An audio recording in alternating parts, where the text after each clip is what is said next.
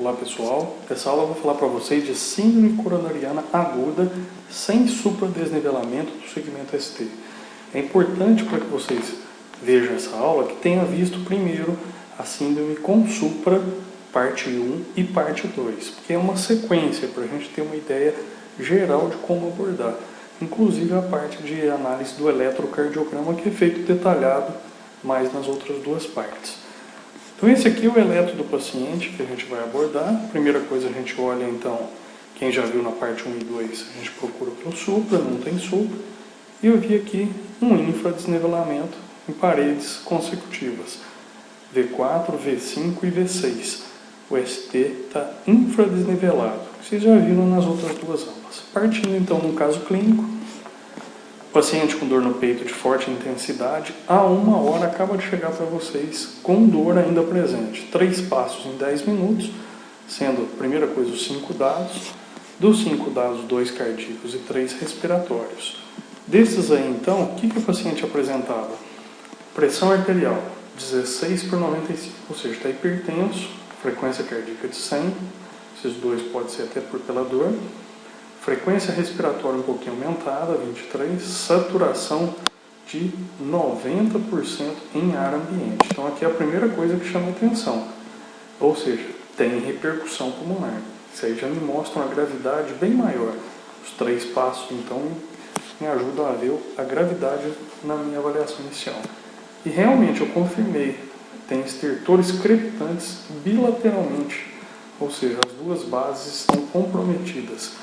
Então, tem repercussão pulmonar. Então, é uma dor torácica que teve repercussão pulmonar. Então, a lesão cardíaca provável é grande. O segundo passo é nos 10 minutos, o MONA. Se está com dor presente, a morfina, uma ampola em 10 ml. E vou fazendo de 5 em 5 minutos, 3 ml até no máximo 2 ampolas. Cuidado com hipotensão. Esse paciente, na verdade, estava até hipertenso. Oxigênio, saturação menor que 92, esse paciente tinha, foi iniciado. Nitrato, isordil, 5 mg sublingual, de 5 em 5 minutos até 15 mg. Cuidado com hipotensão significativa. Uso de medicação para disfunção erétil, principalmente o sildenafil, Viagra ou similares, e Cialis, nas últimas 24 horas, que pode fazer uma hipotensão grave. E se o paciente tem supra parede inferior e tem comprometimento de VD. O paciente não tem nenhum desses dados. Isso aqui tudo a gente vai ver com mais detalhe na parte 1 e 2 do ponto supra. Estou só fazendo uma revisão mais rápida. E o AS que eu vou fazer para todos aí, a não ser que tenha uma história de uma alergia grave. 100 mg, então mastigar 2 comprimidos aqui. Terceiro passo ainda dentro dos 10 minutos, o eletro, que eu vou classificar sem supra ou com supra. Então é aquele eletro que eu já mostrei para vocês. Primeiro eu procuro supra, não achei supra em nenhuma derivação. E achei o infra aqui, 2, 3 milímetros, 3 milímetros, em 1, 2, 3 derivações consecutivas. Então já me chama a atenção e como que eu vou analisar esse paciente. Então não tem supra? Calma, então agora dá para eu pegar o restante da história inteira do paciente, porque provavelmente não está com o vaso todo fechado e eu não preciso correr para abrir esse vaso. Então, agora dá um tempinho para eu respirar e avaliar completamente esse paciente. Então, o paciente era inteiro, 65 anos, masculino, e estava com dor no peito há 1 hora. Apresentava, então, nessa 1 hora, precardiologia de forte intensidade, que se iniciou em repouso, irradiava para membro superior esquerdo, 10 em 10, é a pior dor que esse paciente já teve. Piorou quando andou, ou seja, não só iniciou em repouso, mas na hora que ele andou, então sempre isso precisa ser perguntado. E quando o senhor estava andando, ou a senhora, como que ficou essa dor? Ah, piorou na hora que andou, ou seja, eu aumentei o consumo do miocárdio, eu aumentei a dor. Já chama a atenção que o problema realmente é cardíaco. Teve um pequeno alívio com isordil. Se aliviar totalmente um pequeno alívio, já me chama a atenção, falando mais a favor também de ser uma causa cardíaca. E associado à dispneia. Então, provavelmente, essa dor teve uma complicação pulmonar aí já. Antecedentes familiares. História familiar de hipertensão e teve o pai com infarto aos 52 anos. Ou seja, história de coronariopatia precoce. um parente de primeiro grau, pai, com infarto abaixo de 55 anos. Se fosse uma mulher de primeiro grau, infarto seria abaixo de 65 já considerado. Como é masculino de primeiro grau, o familiar que teve um infarto, abaixo de 55. Coronariopatia precoce. Então isso é o pior fator de risco de todos. E não bastasse, isso é o que a gente vê na prática, não bastasse isso, eles gostam de somar mais fatores de risco. Ele já é hipertenso e, além disso, fuma 40 cigarros ao dia por 30 anos. Então, não bastasse a história familiar de DAC precoce, que é o pior, ainda potencializa essa história. Faz uso de captopril 25 mg de 8 em 8 horas e copiar os dados que eu já falei para vocês, os 5 dados aqui, com congestão nas bases. Alguns às vezes falam assim, dor típica ou atípica. Isso a gente deve evitar um pouquinho típica ou atípica, porque às vezes o que é típico para um pode não ser para outro. Então esses dados que eu falei aqui para vocês, nós precisamos trabalhá-los um pouquinho melhor. Para classificar então, em 3 análises. Primeiro, característica da dor. Como é que é uma dor sugestiva de ser cardíaca? É a dor em aperto, resto external, irradia para ombros, braço, dorso ou cervical, muitas vezes. Tem dispneia, náuseas, vômitos, sudorese, síncope ou pré-síncope. Tem que ter pelo menos um desses dados. Piora com esforço. Isso aqui não significa ser desencadeada ao esforço, mas começou ali em repouso e na hora que anda piora. Também me chama a atenção. Se alivia com repouso com nitrato, mesmo que alivia pouco, não precisa aliviar completamente. Quando eu tenho esses 3 positivos, esses 3 estão presentes, eu chamo a dor de definitivamente anginosa. Quando só 2, provavelmente anginosa. Quando só um, provavelmente não anginosa, e nenhum deles é uma dor definitivamente não anginosa. Ou seja, os 2 do meio são provavelmente, e os 2 da extremidade são definitivamente. Não tem nenhum dado desses 3 definitivamente não anginosa. Tem os 3 definitivamente anginosa. Tem 1 ou 2 é provavelmente. 2 provavelmente anginosa. 1 só provavelmente não anginosa. Se eu tiver uma dor definitivamente não anginosa, eu já vou procurar outras causas. Se eu tiver um eletro normal, procuraria outras causas. Mas não. Se mesmo com eletro normal eu avaliei e ela é definitivamente anginosa, provavelmente anginosa, e mesmo provavelmente não anginosa, se tiver mesmo que um só desses critérios, eu preciso continuar a minha avaliação. Aqui não vale classificação subjetiva. Esse cara aí não tem cara muito, não, parece que ele tinha. Não. Preencheu um dos critérios aqui, eu tenho que estar atento, classificar esse paciente. Depois, mais para frente, a gente pode fazer análise subjetiva, mas no início não. Preciso classificar. Junto com isso vem o eletro. O eletro pode estar normal, eu posso ter uma T invertida, ou posso ter um infra do segmento ST. E, em relação à piora, quanto nesse sentido aqui, a pior gravidade. Ou seja, ter uma inversão de onda T pior do que um eletro normal, mas o pior de todos eles é um infradesnivelamento do segmento ST. Esse realmente é pior. Esse paciente a gente fez, deu uma olhada aqui, a artéria descendente anterior, e o tipo de lesão. Então vocês já observam aqui que está praticamente subocluída. Olha aqui para vocês verem, ampliando aqui um pouquinho. Aqui está subocluída essa porção aqui do vaso. Passa realmente, o que a gente fala, passa um fio. Então, suboclusão, lesão maior que 90, de pelo menos 99%. E como que é essa lesão? É uma placa, então, com conteúdo de gordura. Isso vocês já devem ter visto, como que funciona. Então, aqui na média, aqui vai o acúmulo progressivo de uma camada de lipídio. E quando ela começa, ela está aqui, uma obstrução parcial, mas na hora que ela começa a romper, que inicia a fisiopatologia, que é a agregação plaquetária. Quanto maior for essa agregação, mais grave essa placa, mais inflamada ela está. O paciente é mais morredor, como se diz. Então, a gente vai ter alguns dados. Essas plaquetas que começam a agregar, elas vão dissipar na microcirculação. E todos os dados, porque nós vamos sempre analisar em 4 dados: história, exame físico, eletro e marcadores de necrose. E vamos classificar o quão grave é essa placa, baseado no quanto migrou para a circulação.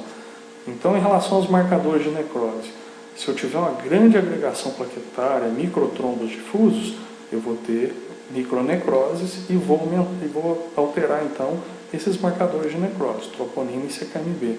E aí eu tenho um paciente de altíssimo risco, um infarto sem supra de ST. História. Como que é a história de um que tem, então, essa placa grave e difundiu bastante microtrombos para a microcirculação? A dor está prolongada, mais que 20 minutos, não está melhorando com insurdil sublingual, recebe alivia um pouquinho só, segundo alivia pouco, às vezes precisa ir para um nitrato endovenoso. Recorrência e piora nas últimas 48 horas, isso chama muita atenção. O paciente já teve uma dor menos intensa ontem pela manhã, ontem à noite aumentou, hoje teve de novo. Deixa esse paciente internado e avalia com carinho aí, porque é a história de que a placa é grave. E se tiver dispneia, significa que a área cardíaca foi grande, provavelmente comprometida, e já está dando repercussão lá no pulmão. Exame físico. O exame físico vai me mostrar o grau de comprometimento cardíaco e, consequentemente, respiratório. Cardíaco. Aí eu tenho disfunção do tipo sistólica. Então começa a aparecer terceira bolha. Se eu comprometi um papilar que dá sustentação à válvula mitral, a válvula começa a dar escape, então começa a insuficiência mitral. E tudo isso junto leva a repercussão pulmonar, estertores crepitantes. E no eletro, eu já falei da gravidade para vocês. Se tiver esse aqui, o infra-DST, é a pior situação. Então, baseado, história, exame físico, eletro e marcadores de necrose, nós vamos sempre classificar alto risco, risco intermediário e baixo risco. Quando eu falo risco, risco de quê? Isso aqui é o risco de morte ou infarto em 14 dias do início do quadro. Então, o que é o alto risco? Então, aquela dor progressiva, é aquela placa que eu mostrei para vocês por história, exame físico e eletro e marcadores de necrose, que é uma placa grave. Então, recorre a dor dura mais que 20 minutos, mas ela é difícil de melhorar, dá o primeiro nitrato, alivia pouco. Então, está mostrando que a placa é grave. O exame físico, comprometimento cardíaco e respiratório. E o eletro, aquele pior eletro, que é o infra do segmento ST, principalmente. Não tem nenhum desse dado aqui, por exemplo. Aí eu vou analisar se tem algum dos outros. Intermediário. Intermediário também tem uma dor prolongada, dura mais que 20 minutos, mas alivia rápido, com repouso ou com nitrato.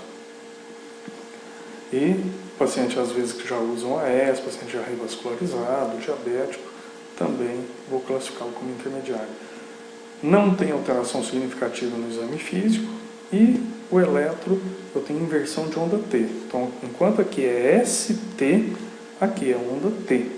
E o baixo risco é o que não tem nenhum desses dois, não tem eletro alterado, a dor dele não foi em repouso, né, os pequenos esforços, né, e a dor não foi prolongada. Às vezes pode ter sido um esforço, que é o classe 4 aqui de angina da classificação canadense, mas não passa de 20 minutos, não teve dor prolongada. Então isso é importante. Esse nosso paciente é aquilo que eu falei para vocês, recorreu a dor foi prolongada, só aliviou discretamente com nitrato, tem sinais de congestão pulmonar e tem infra de segmento ST no eletrocardiograma. Ou seja, esse é o altíssimo risco, ele está avisando que ele vai morrer se a gente não fizer alguma coisa. Tratamento desses pacientes, como é que é? Então aqui agora eu vou dividir tratamento, acompanhamento e estratificação. Tratamento para todos esses pacientes vão se dividir em antitrombótico e anti-isquêmico. E aí, o meu tratamento vai variar de acordo com o risco. Então, aquilo que eu falei, não vale avaliação subjetiva. Eu preciso de uma avaliação objetiva. Chegou com dor precordial, principalmente a dor é um pouquinho mais intensa, tem algum daqueles critérios para falar que a dor é cardíaca, preciso classificar. Classifico e inicio tratamento, acompanhamento e estratificação. Então, são esses os passos. Classifiquei, começo a tratar, vejo como eu vou acompanhar e como eu vou estratificar. 4 passos. Então, sempre o tratamento antitrombótico e antiisquêmico. Mas para quem nós vamos fazer? O antitrombótico ele tem 2. Antiagregação plaquetária dupla. Então, eu dou AS e mais um outro medicamento. Clopidogrel, na maioria das vezes, ou os novos antiagregantes plaquetários, que a gente vai ter aula específica desses antiagregantes. Para quem que eu faço isso? Para quem é alto risco ou risco intermediário.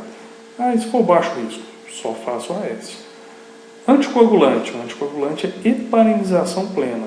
Uma heparina pode ser de baixo peso, clexane se não tiver contraindicação, ou heparina não fracionada.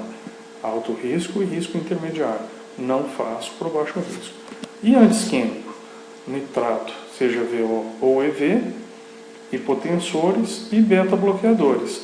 Então, principalmente o nitrato aqui não muda a mortalidade. É só se tiver com a dor mantida. Então, nitrato VO, posso fazer para o alto, para o intermediário, baixo risco já não vai ter com dor.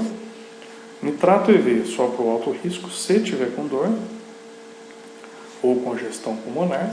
Hipotensores, se o paciente já fizer uso, e beta-bloqueador, posso fazer o oral para o alto e intermediário, mas principalmente se o paciente já fizer uso. Do contrário, a gente vai esperar um pouquinho. Então, tratamento antitrombótico e antiisquêmico. Vou usar completo para o alto risco e para o risco intermediário. Para o baixo risco, vai ficar só com AS. Em relação ao acompanhamento, o acompanhamento depende. Vou deixar esse paciente em observação. De quanto em quanto tempo eu preciso repetir o eletro?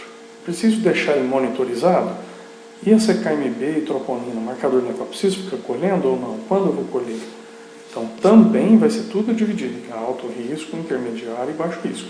Então, vocês estão vendo, eu classificar esse paciente quanto ao risco é fundamental para tudo, para mim aqui. A observação, o alto risco, ele é observado de 2 a 3 dias. Intermediário, de 2 dias, cerca de 1 a 2 dias. E o baixo risco, 8 horas. Ou seja, em 8 horas, não alterou eletro, não alterou o marcador de necrose, esse paciente vai para casa, orientado a procurar o médico, um cardiologista, o médico dele. Eletro. O eletro eu faço diário para o alto e para o intermediário. E o baixo risco na admissão e quando estiver completando as 8 horas da dor. Monitor eletrocardiograma. Preciso deixar em monitorização contínua só o alto risco. E CKMB, vou fazer aqui por 2 dias, de 6 a 6 horas no alto risco, só um dia de 6 a 6 horas no intermediário, e o baixo risco, sempre aquele nosso objetivo das 8 horas. Olho na admissão e com 8 horas. Não preciso ou não preciso da troponina, como é que vai ser? Então é importante eu ter uma troponina da admissão e uma com pelo menos 9 horas, 8, 9 horas do quadro de dor, do início do quadro de dor. Não preciso ficar seriando. Isso aqui, as dúvidas, tem uma aula específica só de marcador de necrose. Estratificação. Será que esse paciente, preciso avaliar a gravidade desse paciente para ver se eu preciso revascularizá-lo de alguma forma? Então, invasiva, cateterismo cardíaco para o alto risco. Para o risco intermediário, posso fazer cateterismo ou não invasiva. Não invasiva, principalmente o ecostress, cintilografia miocárdica de perfusão. Vai depender do protocolo do serviço que vocês tiverem, qual a velocidade que quer liberar esse paciente. E baixo risco, sempre não invasiva. Tem alguns serviços que optam por fazer, então, o quê? Optam por fazer esteira para liberar esse paciente. Não depende de cada protocolo. O importante é saber que o baixo risco ele vai ficar com AS e vou fazer para ele eletro e marcador de necrose na chegada e com 8 horas. Não deu nada, vai para casa.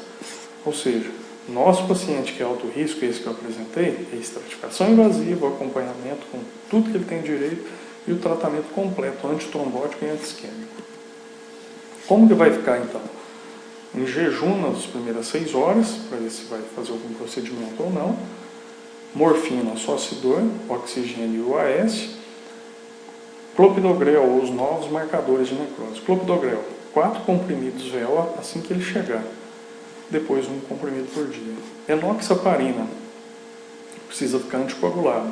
Então, dupla antiagregação e anticoagulação. 1 mg por quilo de 12 em 12 horas, subcutâneo, ou Se tiver disfunção renal, principalmente, aí vou fazer heparina endovenosa e acompanhar pelo TTPA. Eu vou colocar disponível também a aula de heparinização plena. Vai ser específico só quando escolher, indicação, contraindicação e como acompanhar. Captopril, que ele já fazia uso, 25 a 50 mg de 8 em 8 horas, hipertensão, e a atorvastatina, 40 mg à noite. Posso deixar uma hidratação ou não, ele que estava hipertenso, ele não precisa deixar tanto, porque senão vai aumentar a hipertensão. Aqui é soro fisiológico, tem muito sódio, então não adianta eu deixar o paciente liberado com uma dieta hipossódica e fazer soro pela veia. Por que ele não pode pela boca e pode pela veia? Então tem que ir com bastante critério. Glicosimetria capilar, ou destro, aqui de 6 em 6 horas, correção com insulina regular conforme esquema. Beta-bloqueador, aguardar a evolução antes de prescrever, ou se ele já fizer uso, aí eu já posso manter. Nitroglicerina ainda, que é o tridil nitrato endovenoso, uma ampola de 50 mg em 500 de fisiológico, em bomba de fusão contínua. Começo com 5 ml hora, depois vou ajustando conforme sintomas e pressão. Somente para pacientes que ainda têm angina ou congestão pulmonar. Sempre com PA normal. E lembrando, vale a mesma coisa. Como é o nitrato, eu tenho que saber se usou aí nas últimas 24 horas algum medicamento para disfunção erétil. Então isso é importante perguntar, longe da família, obviamente, porque às vezes ele nega e compromete depois a saúde dele. Então o nosso paciente, que era de alto risco, todo o tratamento, completo antitrombótico, completo anti-isquêmico. O acompanhamento, ele vai ficar monitorizado, tem que sequenciar CKMB dele e eletrocardiograma e a estratificação dele é invasiva. Então, um abraço aí a todos e comparem as 3 aulas de síndrome coronariana aguda, as 2 com supra e essa sem supra. Lembrando que não é porque não tem supra, porque às vezes fala, não, esse aí é tranquilo, não tem supra.